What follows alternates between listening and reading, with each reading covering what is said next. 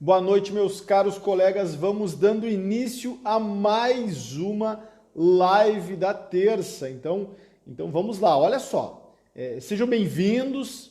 Vamos começar a mil esse lugar que é quase religioso.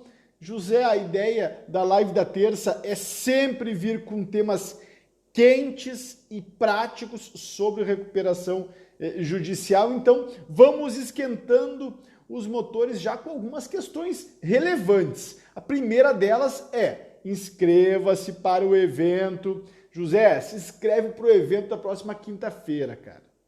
Quinta-feira eu vou, já estou com vários dados quentes sobre recuperação judicial, sobre o mercado e sobre o ingresso no mercado de recuperações judiciais. Então, esquentando os motores, o evento de quinta-feira está realmente muito interessante. Recuperações judiciais entrando no mercado.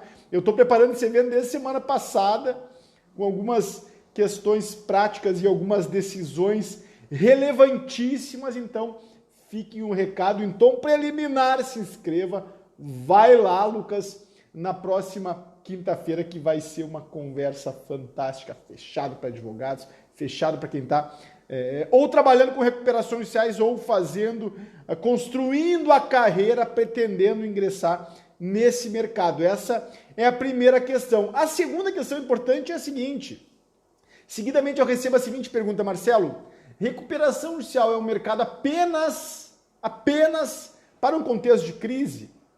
Então, com frequência eu recebo a pergunta dizendo: Marcelo, tudo bem, recuperação judicial hoje é um mercado quente, nós estamos diante de um mercado aquecido, mas isso não decorre de uma pandemia, de uma recessão econômica de 2020, que logo mais, quando o Brasil entrar nos trilhos, que a gente não sabe quando vai acontecer do ponto de vista econômico, pelo menos, isso vai ficar secundarizado?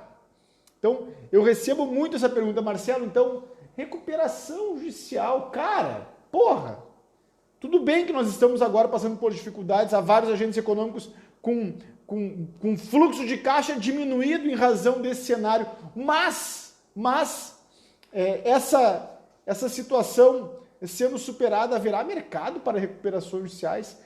Essa pergunta é muito interessante, Tarcísio.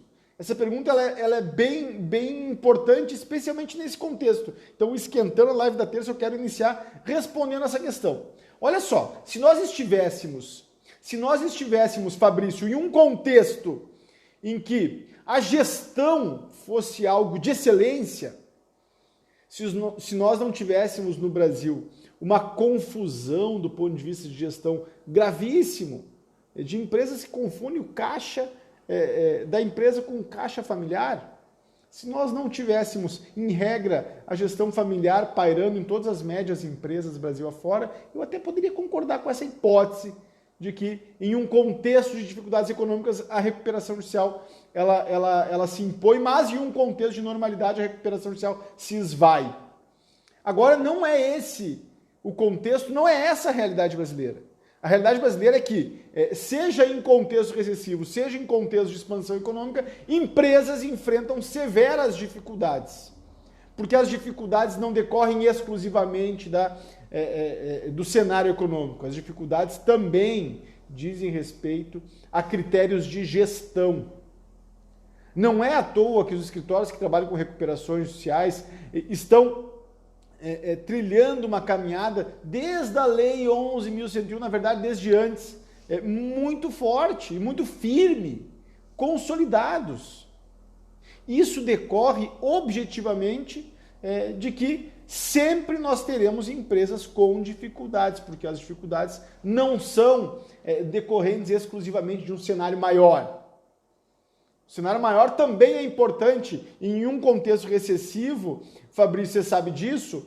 Em um contexto recessivo, é claro que nós teremos mais recuperações judiciais. Isso é inclusive uma obviedade, mas em contextos, em condições normais de temperatura e pressão, esse mercado continua prosperando. Por isso é interessante se qualificar, afiar o machado, entender do que se trata, porque cair de paraquedas em um processo de recuperação judicial pode nos gerar boas dores de cabeça e a gente sabe bem disso. Tudo bem, gente? Tudo bem? Bruno, tudo bem? Eduardo, beleza, meu velho? Sejam bem-vindos. Então, ainda em tom inicial, Marcelo, eu ouço seguidamente. Agora pega essa que nós estamos apenas esquentando para a live da terça. Marcelo, eu escuto seguidamente, olha a viagem, eu escuto seguidamente que as recuperações judiciais não dão certo. As recuperações judiciais convolam em falência. Então, é um mercado que, enfim, não vai acontecer. Gente, deixa que isso seja reproduzido. Meu caro colega, a dica é a seguinte, Kiko. Deixa que falem isso, mas pense o contrário. Pense o contrário. Por quê? Porque recuperação judicial está para a empresa em crise como o divórcio está para um casal em crise. É a solução. A solução que o ordenamento jurídico oferece para o soerguimento do agente econômico é recuperação judicial, ponto. Isso não quer dizer que algumas terão insucesso? Claro, algumas terão insucesso e outras não. Isso me parece muito tranquilo. Isso me parece algo quase indiscutível. Marcelo, eu quero cases. Veja bem, vão para a Bolsa de Valores. Visitem a Bolsa. Querem as siglas? Visitem a Eternit.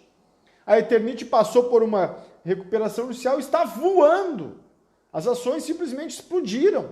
Empresa em recuperação judicial. Marcelo, mas tem também a empresa do Ike Batista. Pelo amor de Deus. Interpretar um instituto como de recuperação judicial a partir de um case como esse não é nem algo de boa fé. Mas vamos além. Busquem a Oi. A Oi segue planejando o soerguimento, teve o plano aprovado e está em um caminho de ascensão. Marcelo, eu quero uma ação imediata, uma ação que me prove por A mais B que recuperação judicial é a solução, inclusive, de companhias abertas. Vá visitar a Viver, VIVER3, você vai ver que ela vem crescendo exponencialmente pós aprovação do plano, pós alinhamento da estratégia de soerguimento. O que eu quero dizer para vocês, em tom inicial, meus caros colegas, é que a recuperação judicial é uma estratégia, um instituto que cria as condições para a empresa dar a volta por cima. Agora, recuperação judicial obviamente não produz dinheiro. Então, se o agente econômico é viável, nada melhor que em um cenário de crise de liquidez, estancar as execuções e criar um plano de pagamento. Se o agente é viável, tem lugar no mercado, nada melhor do que se socorrer no Poder Judiciário através da recuperação judicial para interromper aquilo que alguns chamam de sangria das execuções e planejar a volta por cima. E isso é possível através da recuperação judicial por uma série de razões que o processo de recuperação judicial cria, por uma série de condições que ele favorece, que eu explico cotidianamente nos conteúdos e posso até daqui a pouquinho explicar. Tá bem? Então sejam bem-vindos, eu tô só aquecendo, André, meu Deus do céu, cara, a gente chegou aqui, o Marcelo já tá mil, tô mesmo, é isso mesmo. Olha só, hoje eu quero discutir o mercado de recuperações judiciais. Hoje eu quero tratar com você sobre quais são os agentes econômicos em potencial que você deve olhar com atenção. Então, se você pretende ingressar no mercado de recuperação judicial, se você pretende navegar nesse mar em franca expansão e com poucos profissionais qualificados, ainda há poucos profissionais qualificados. Se você pretende navegar nessa área, hoje você vai entender alguns aspectos fundamentais para assim proceder. Lucas, já vamos lá, cara, já vamos lá. Aliás, essa pergunta, como prospectar os clientes desse mercado, essa pergunta eu vou responder na próxima quinta-feira. Aliás, essa é a grande questão na próxima quinta-feira, que nós vamos explorar com um pouquinho mais de profundidade, mas eu vou dar algumas tintas por aqui, Lucas, porque a ideia não é ficar escondendo o jogo, a ideia é abrir o jogo, aliás, por isso que eu estou sendo criticado cotidianamente, e respondi algumas críticas ontem. Só para sublinhar aqui rapidamente, meus caros colegas, não há sentido vir criticar a minha página, porque eu tenho aberto muito o jogo. Eu recebi algumas críticas que verdadeiramente eu considero lamentáveis. Um colega veio me perguntar se eu já trabalhei com recuperação judicial. Porra, é só olhar os vídeos. Vai lá no YouTube, visita o mundo de conteúdos. Eu já trabalhei e trabalho com recuperações judiciais, com falências, atuo como advogado de recuperanda, como administrador judicial e também já prestei consultorias a escritórios de advocacia na defesa de interesses de credores. Então, pelo amor de Deus, mas assim, se não tivesse feito tudo isso, eu fiz e tranquilo, mas se eu não tivesse feito, qual é o problema? Eu tenho colegas, tenho amigos que têm canais que não trabalham diariamente com recuperações judiciais e que dividem conteúdos de relevo. Então, pelo amor de Deus. Mas, enfim, falei bastante ontem, não vou entrar nas críticas agora, novamente, porque o tema é muito melhor do que essas críticas sem fundamento, mas que a gente um pouco fica irritado. Vamos lá, olha só. Agentes econômicos. Hoje eu quero conversar sobre agentes econômicos.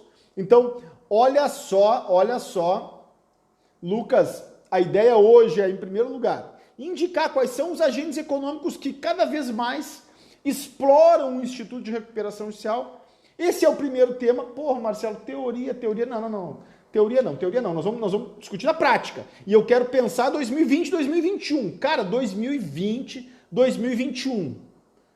É sobre isso que nós estamos falando. Atualidade. E, em seguida, eu quero indicar, aí não através de sujeitos legitimados para ingresso em RJ, eu quero indicar quais são as empresas que eu faria prospecção. Nesse contexto, tá bem? Eu quero indicar, assim, claramente quais são os agentes que hoje demandam os benefícios da recuperação judicial. E olha só, já fiz um recorte importante. Quase caí aqui da cadeira. Já fiz um recorte importante.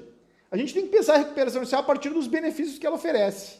Então, a minha sugestão é essa. Inicialmente, eu já digo, pensem em quais os benefícios centrais do processo de recuperação judicial e comecem a criar um critério analítico a partir de quais são os agentes que se beneficiariam nesse cenário atual. Em seguida, eu vou abordar essas questões. Então, vamos lá. Agentes econômicos legitimados. Iniciando, eu quero chamar a atenção, advogados, que nós temos alguns agentes econômicos que nós sabemos que são legitimados, mas tem alguns que estão em ponto cego, que os colegas não sabem e que quem sabe se dá conta da sua existência seria algo interessante. Então, quais agentes econômicos que a gente sabe são legitimados? Empresas, sabemos, início da Lei 11.101, então a sociedade empresária, em regra, é legitimada a ingressar em recuperação judicial. Nesse primeiro aspecto, eu já sugiro que prestem atenção em microempresas e empresas de pequeno porte. Então, Marcelo, eu quero ingressar em recuperação judicial. Comunica os benefícios do processo de recuperação judicial a microempresas e empresas de pequeno porte, especialmente as que estão sentindo os efeitos desse cenário de abre e fecha, tá bom? Então, primeiro legitimado óbvio, microempresa, empresa de pequeno porte, empresa, sociedade empresária, tá bom? Marcelo, quando você fala sociedade empresária, você inclui a empresa individual de responsabilidade limitada? Sim, sem dúvida, não há dúvida disso. Você inclui o empresário individual? Sim.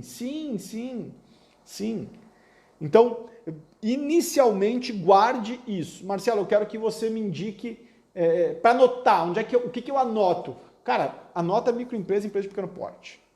Quer ingressar no mercado? Olha para esse nicho.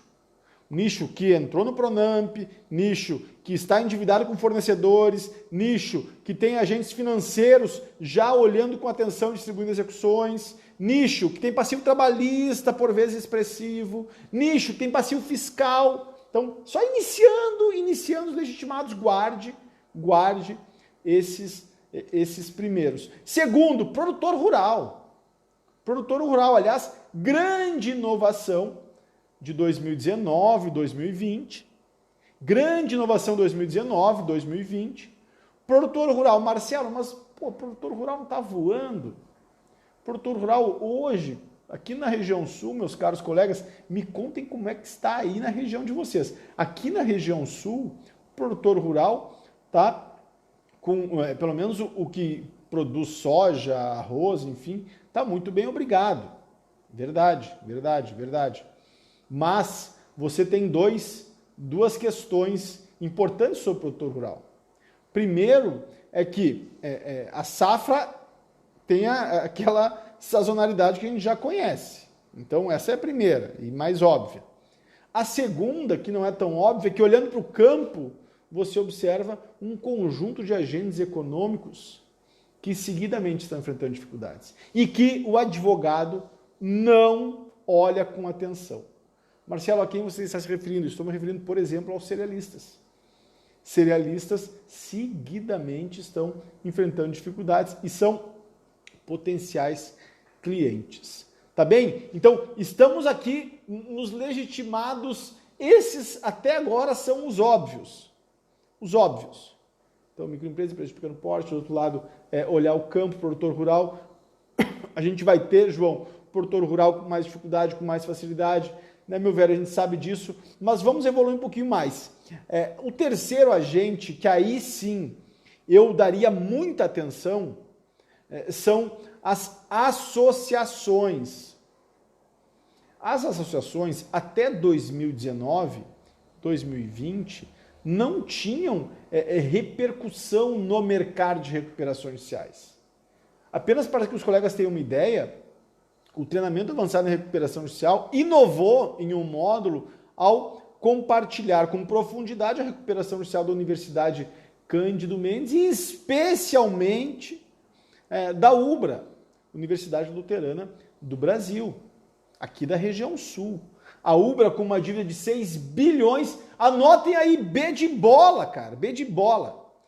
A UBRA com uma dívida de 6 bilhões ingressou em recuperação judicial, não tendo cumprido os 2 anos de inscrição na junta comercial, ou seja, ainda era configurado enquanto associação, havia promovido uma transformação societária, mas em período inferior a 2 anos, e a UBRA, de algum modo, inaugurou este olhar mais flexível para os legitimados para ingressar em recuperação judicial. E a UBRA fez isso. Primeiro grau indeferiu o pedido, segundo grau reformou a decisão do juízo de piso e deferiu o processamento da recuperação judicial. Um processo interessantíssimo, meu caro colega. Exato. 6 bilhões, anota aí, cara. Em seguida, mas veja bem, Duílio, veja bem, Lucas, nesse caso, o que estava colocado para o judiciário era o descumprimento de 2 anos de inscrição na junta comercial. Porque a UBRA promoveu uma transformação societária, deixou de ser uma associação e passou a ser uma sociedade anônima. O caso emblemático é da Universidade Cândido Mendes. A Universidade Cândido Mendes, enquanto associação, requereu em juízo o deferimento do pedido de recuperação judicial. Então, primeiro grande caso. E assim, eu gosto de dividir essas questões porque os colegas do colegiado lembram quanto a gente discutiu o caso da Cândido Mendes, o quanto a gente tem discutido, porque tem uma colega que é credora, que representa, na verdade, um credor relevante na recuperação da Cândido Mendes, e isso nos trouxe para a discussão do colegiado sobre os meandros do plano de recuperação judicial, sobre estratégias de posicionamento na Assembleia. Tudo isso está muito quente, mas no início da recuperação da Cândido Mendes, um dos argumentos emblemáticos, e vocês estão vendo que não tem brincadeira aqui, né? Eu estou tentando ser acelerado aqui para segurar essa audiência querida, e porque eu sou acelerado mesmo também, porque eu não vou brincar, a parada é pesada mesmo, é para os fortes. Marcelo, eu não sou forte. Marcelo, cara, eu não quero discutir essas questões mais pesadas, eu quero me divertir. Bom, então não é aqui, porque aqui é para os fortes, aqui é para quem quer trabalhar com recuperação judicial, aqui é para quem não tem medo de conhecimento duro, pesado, aqui é para quem não está de brincadeira, é isso mesmo. Então assim, pô, Marcelo, então a partir de agora eu não estou de brincadeira e eu vou contigo. Então vem. Ubra, já falamos. Cândido Mendes, tem um dado interessantíssimo na Cândido Mendes. A Cândido Mendes, em primeiro lugar, ingressou em recuperação judicial sem alterar o tipo societário, isso é um dado importante, mas o segundo dado, e é esse que eu queria dividir aqui, é que o que a Cândido Mendes fez, uma dívida de 400 e poucos milhões, se eu não estou enganado, ela juntou dois pareceres emblemáticos, sugerindo, apontando, a partir de um fundamento jurídico quase inquestionável, a legitimidade das associações para o ingresso em recuperação judicial. Então, ela juntou com a petição inicial dois pareceres interessantíssimos, apontando, sinalizando pelo deferimento, pela necessidade do deferimento do pedido de recuperação judicial, do pedido de processamento da recuperação judicial. E quem redigiu esses pareceres não foi ninguém, nada mais, nada menos do que os professores. Um parecer do professor Sérgio Campinho, reconhecidíssimo na área empresarial, e outro parecer do professor desembargador aposentado, doutor Manuel Justino Bezerra Filho. Então, dois pareceres densos, sofisticados e sinalizando pelo lídimo direito da Cândido Mendes se socorrer no regime recuperatório. Marcelo, eu queria ler esses pareceres. Está lá no processo e está também na caixa preta de recuperações judiciais. Então foi objeto de intensa discussão no colegiado. Então está lá juntado. E sabe que a gente juntou esse parecer a partir de um colega do Rio, doutor Maricel, que no meio da reunião do colegiado disse, olha, eu baixo aqui, vamos conversar. E, enfim, nesse espírito cooperativo que alimenta o colegiado. Mas o que importa aqui nesse momento é que, a partir da Cândido Mendes, houve uma abertura desse nicho, dessa perspectiva, dessa alternativa às associações. E nós estamos falando aqui em alguns legitimados que não estão no script, não estão na lógica convencional. Vocês compreenderam isso? Então, logo em seguida, a gente vai ter outra grande novidade. O tempo está passando, né, gente? Estão gostando da parada? Tá interessante? Me digam aí sim ou não, tá legal? Tá legal, tô gostando. Marcelo, vai além, não sabia disso. Me digam aí a opinião de vocês sobre essa conversa, porque nós estamos com bastante tempo aqui, eu olhei quase meia hora. Então, me digam aí se é por aí, estão gostando. Digam, Marcelo, tô gostando, Marcelo, comenta tal coisa, enfim, vamos trocar uma ideia. Eu sei que eu tô lançando muitas questões, mas digam aí para mim como é que tá a parada, tá bom? Então, na sequência, nós vamos ter uma outra decisão de relevo importante para o mercado de recuperações judiciais, que é a decisão do Figueirense em Santa Catarina. Então, olha só, microempresa, empresa de pequeno porte, produtor rural, já olho para o campo, pensa cerealistas também.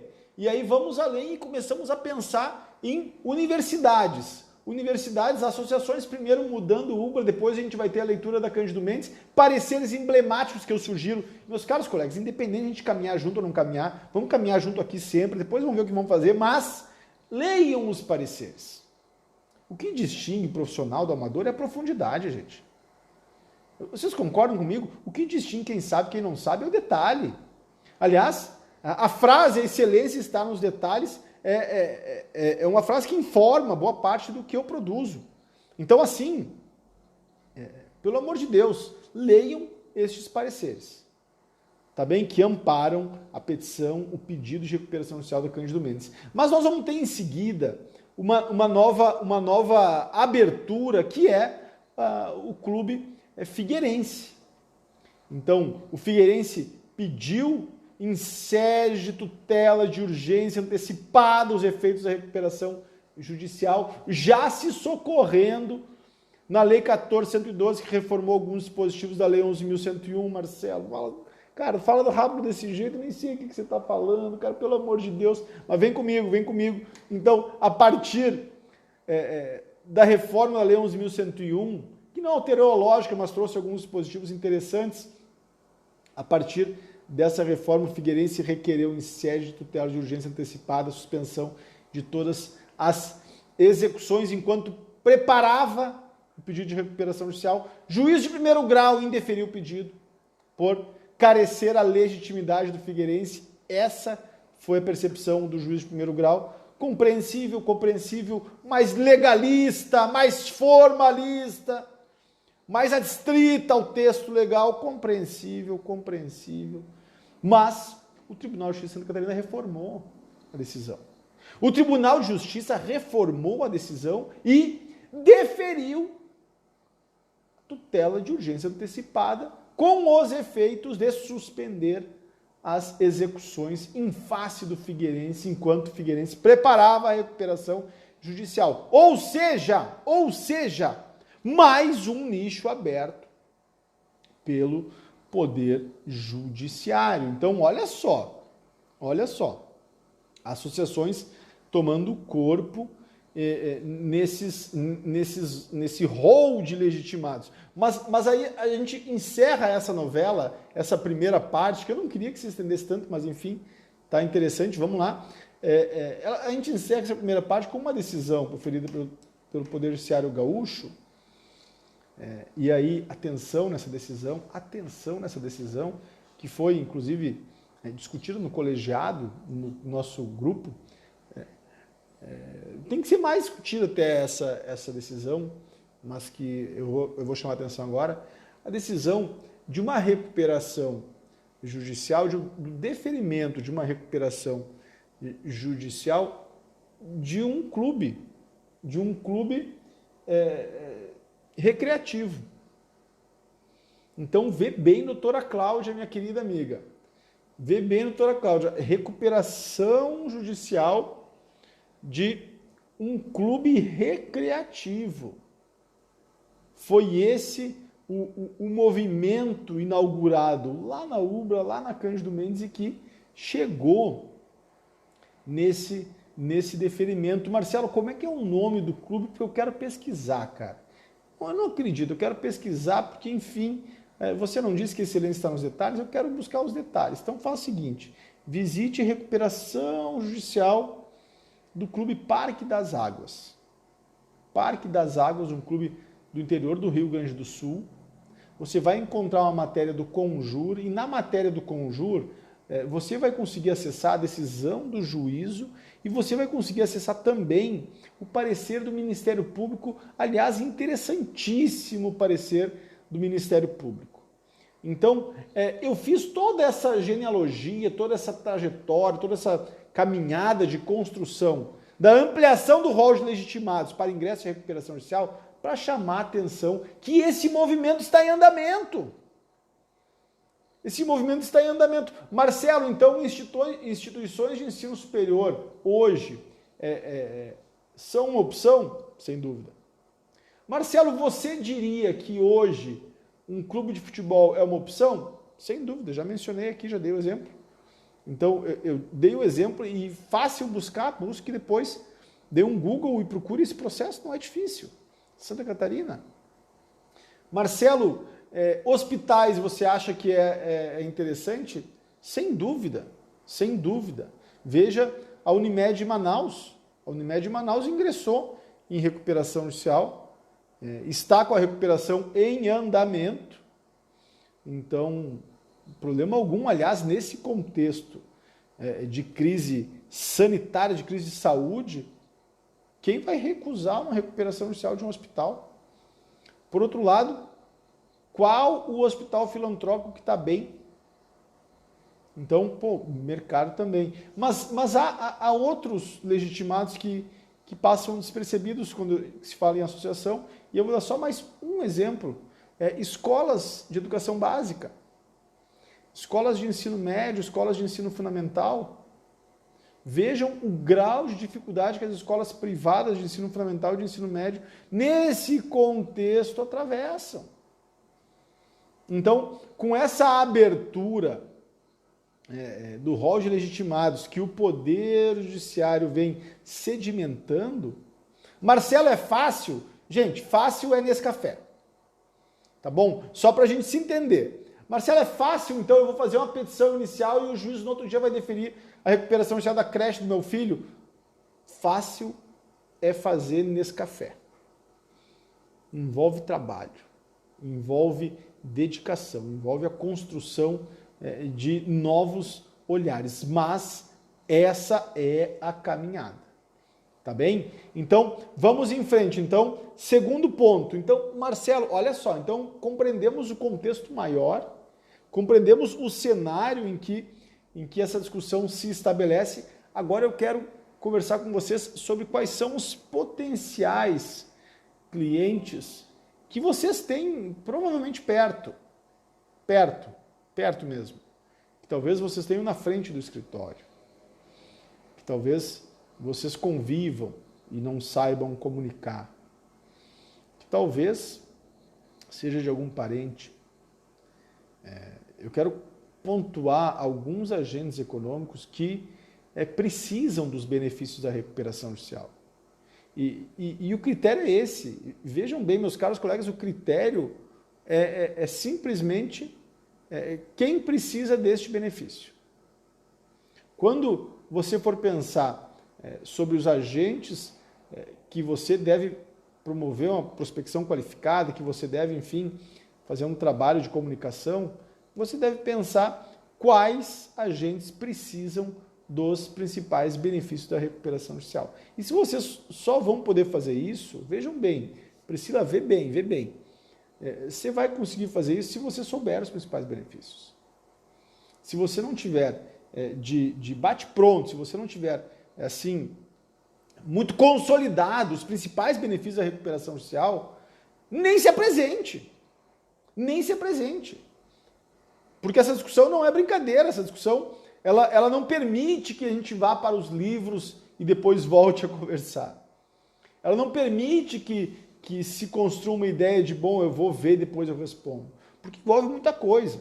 Então, Marcelo, quais são os principais benefícios da recuperação judicial? Quais são os benefícios essenciais que só são alcançados através da recuperação judicial? Essa é a pergunta. E essa pergunta você deve saber de cor a resposta. Você deve responder tão logo a questão seja levantada. E mais, não só responder, mas ter uma generosidade na argumentação. Apresentar os argumentos com tranquilidade, sabendo que você pode ficar 1, 2, 3 minutos a mais, porque isso interessa seu interlocutor. Então, os benefícios essenciais da recuperação judicial que eu quero que vocês decorem mesmo. Marcelo, eu posso fazer uma tatuagem nele? Não. Pode. Eu estou a fim de fazer uma tatuagem no braço. Não faz, tatuagem está frio.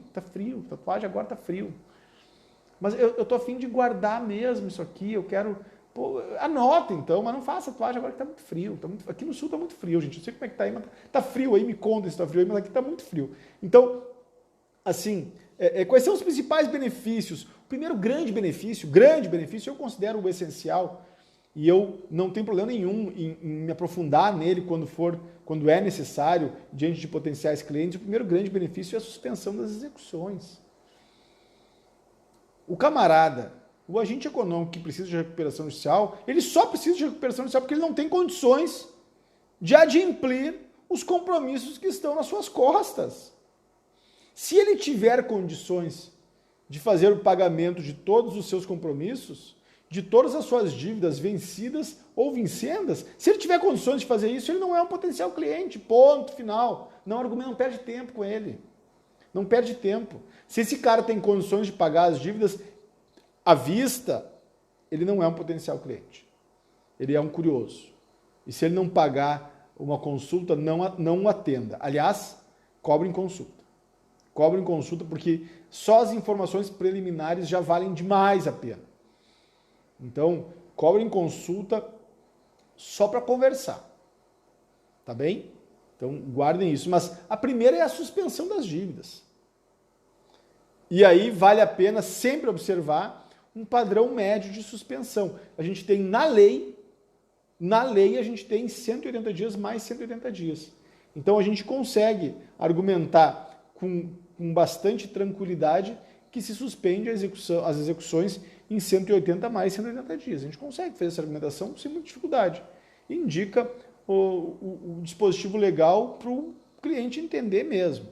Mas o Observatório de Solvência da PUC de São Paulo indica que a média de suspensão das execuções do Stay Period em São Paulo, a média é de 517 dias ou 540 dias. E essa média é uma média extraída da prática forense. Então, também é possível comunicar essa média. Sem, obviamente, provar, ou melhor, prometer para o cliente que essa média será alcançada no processo em particular. Até porque tem muitas variáveis aí que não deixam no colo do advogado a certeza desse prazo. Mas os parâmetros estão colocados. Em segundo lugar, o segundo grande benefício, há 3 grandes benefícios. O segundo grande benefício é a possibilidade de parcelamento das dívidas. Eu gosto de usar a expressão repactuação dos compromissos. Então, o agente econômico que precisa da suspensão das dívidas, em regra, ele precisa da repactuação. E a repactuação envolve o alongamento desses compromissos em 5, 6, 7, 8, 9, 10, 12, 15 anos. Então, se o agente econômico tem compromissos na ordem de 3, 4, 5 milhões, é possível dizer para ele que a gente vai suspender esses compromissos por 1 ano no mínimo e que nós vamos alongar esses compromissos por 6 ou 7 anos. Não é difícil fazer isso. O plano de recuperação judicial, nesses termos, é um bom plano de recuperação judicial. Como é que é, Marcelo? Como é que é? Não entendi. É isso mesmo. Um plano de recuperação judicial, nestes termos, com uma carência de 1 ano e com o pagamento em 5 ou 6 anos, é um bom plano, é um plano que se aprova sem maiores dificuldades. O que envolve alguma dificuldade é o terceiro grande benefício. E o terceiro grande benefício é deságio. Deságio direto, deságio indireto, enfim. O desconto nestas dívidas. Tá bem? Estes são os benefícios. E assim, se eu tivesse que dar uma dica, Deise, eu diria: saibam decorar esses benefícios. Expliquem esses benefícios com leveza, com tranquilidade. Decorem esses benefícios. Marcelo, como é que eu faço para decorar esses benefícios? Eu devo ficar anotando 24 horas? É uma técnica meio antiquada. No período medieval, acho que faziam isso. Eu sugiro que você leia os planos de recuperação judicial. Leiam os planos de recuperação judicial já aprovados. Então, leiam os planos. Marcelo, e se eu quiser buscar termos médios de planos, o que eu faço? Você pode ir para os sites dos tribunais de justiça e visitar as discussões que se fazem sobre as condições de pagamento dos planos. Até comecei a tremer aqui a tela. Faça isso, você vai ver qual é o termo médio, de alongamento, o termo médio de carência, o termo médio de deságio. Tá bem? Aliás, quinta-feira eu vou abordar esse tema brevemente também. Eu vou abordar esse tema brevemente na próxima quinta-feira. Aliás, todo mundo convidado, né? Todo mundo que está aqui, quinta-feira lá, no Recuperações Judiciais, entrando no mercado. Vamos lá. Então, dito tudo isso, eu tenho claro quais são os meus principais benefícios, eu sei explicar esses benefícios. eu sei desenhar os benefícios, eu sei falar em inglês os benefícios, agora até em espanhol eu acho que eu sei falar esses benefícios, e se bobear, se eu tomar alguma cerveja, eu acho que eu consigo falar até em alemão esses benefícios. Não precisa falar em alemão. Não precisa falar em alemão. Quais são os agentes econômicos que potencialmente você deve atacar, você deve, enfim, pensar? Agentes econômicos que estão sofrendo esse contexto. Marcelo, pode indicar? Pense no setor de comércio e no setor de serviços. Setor de comércio e setor de serviços. Por quê? Porque o setor de comércio e o setor de serviços enfrentaram uma dificuldade que ainda não foi retomada. Se sinaliza, olha só, se sinaliza em 2021 o crescimento da economia brasileira em 4 a 5%. Também guarda o número, Flávio, guarda o número, olha só. 4 a 5% de crescimento em 2021. Ano passado, a retração da economia brasileira foi de 4,1% do PIB. 4,1% do PIB. Então, vamos imaginar esses números. Escolham aleatoriamente um número para quantificar o PIB, reduzam 4,1% e depois incluam 5%. Eu estou sendo querido, 4 a 5%, já estou dizendo um número maior. Ou seja, a economia brasileira, esse ano, ela não vai retomar patamares de atividade condizentes com os débitos, com os compromissos, com as dívidas do setor de comércio, do setor de serviços. Onde estão as variáveis dessa retomada da atividade? As variáveis dessa retomada de atividade estão nos setores exportadores. Basta dar uma volta, dar uma navegada na Bolsa de Valores.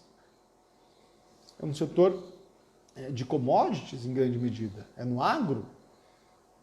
Com isso eu quero dizer que há setores que não estão percebendo essa luz. E esses são os agentes que você deve olhar com atenção para promover a recuperação social.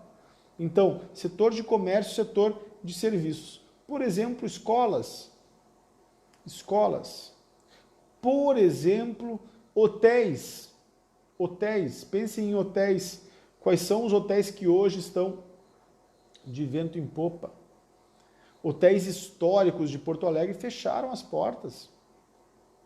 Então, é um outro setor interessante. Restaurantes.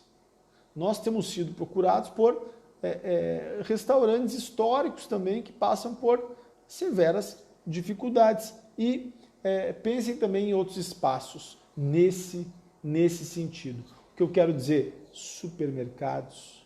O que eu quero dizer? Lancherias. O que eu quero dizer? Lojas de vestuário. O que eu quero dizer? Lojas de varejo, de ponta, que estão na ponta. Marcelo, eu tenho alguma dúvida disso. Meus queridos colegas, deem uma volta nas cidades em que vocês vivem e vejam o número de salas de locação. Vejam o número de salas que estão dispostas ao aluguel. Essas salas sinalizam precisamente o que eu estou aqui descrevendo. Agentes econômicos que potencialmente alugariam essas salas ou que alugam na sala ao lado são os agentes que precisam desse fôlego que a recuperação judicial oferece. Agora deixa eu perguntar uma coisa para vocês. Isso que eu falei sobre salas de locação, nas cidades que vocês vivem, faz sentido? Faz sentido para vocês essa ideia de, enfim, pensar em agentes econômicos desse patamar para pensar em recuperação judicial? É disso que nós estamos tratando. É disso que nós estamos... E isso, gente, diz respeito a um setor de ponta da economia. De ponta que eu quero dizer que está na ponta. Esse setor que está na ponta está demandando o tipo de benefício que a recuperação judicial oferece. José, a título de fechamento, para a gente começar a construir um fechamento aqui. Meus queridos colegas, olha só, Elton, olha só, Flávio. Só não temos mais ainda recuperações judiciais, só não temos mais ainda agentes econômicos acionando o Poder Judiciário para alcançar esses benefícios, porque nós, advogados, nós, advogadas, não temos a qualificação para explicar com clareza os benefícios. A gente já tem uma ampliação imensa do mercado de recuperações judiciais desde 2020.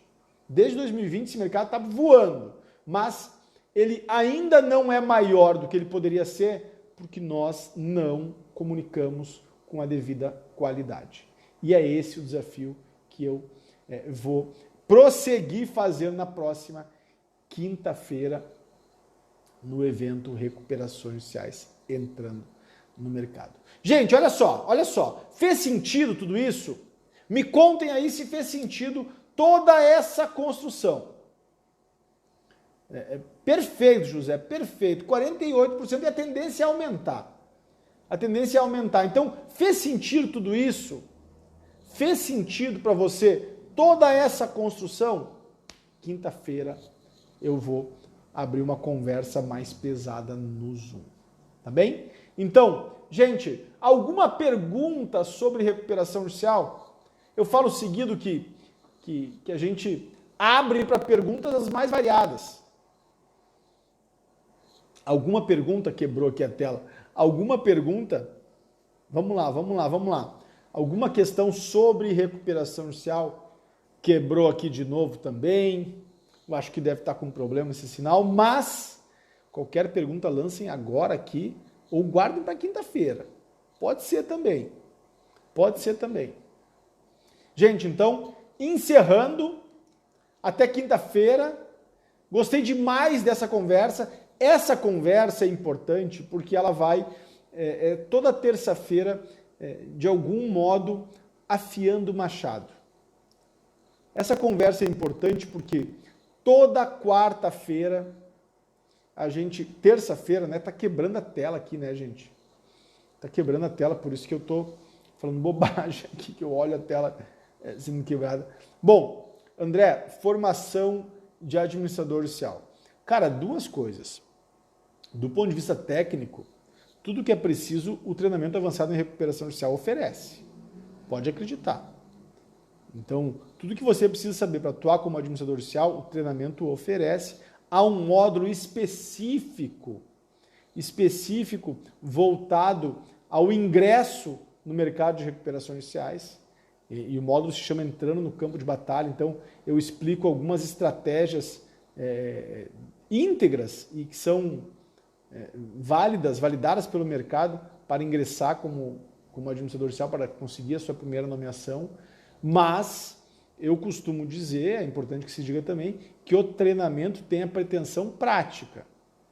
A minha intenção não é fazer a certificação para atuar como administrador judicial. E eu digo isso porque em alguns estados da federação, a atuação como AJ exige uma formação específica, por exemplo, no Rio de Janeiro.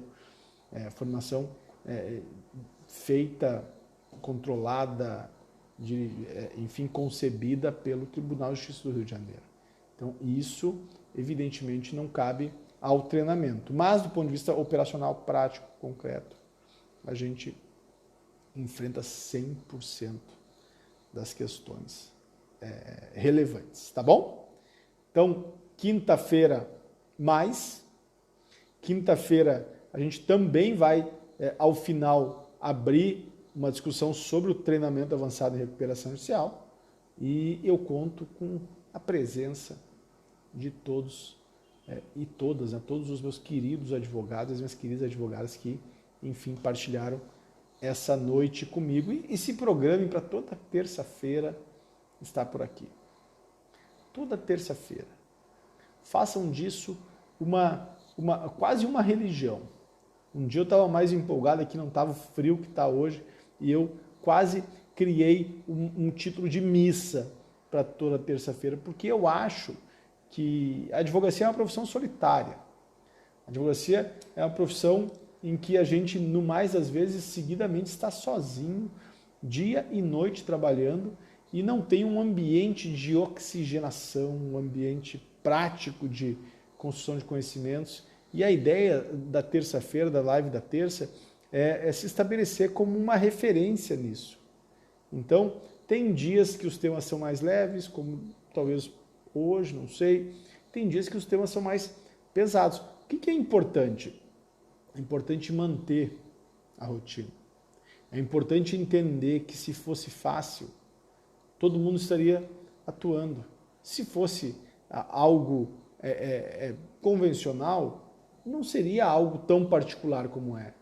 Então, nesse caminho, a live da terça cumpre um papel importante de manter acesa essa chama pelo conhecimento e essa chama também por recuperação judicial. Tá bom, meus caros colegas? Grande abraço, bom descanso, boa noite e até a próxima quinta-feira. Em frente.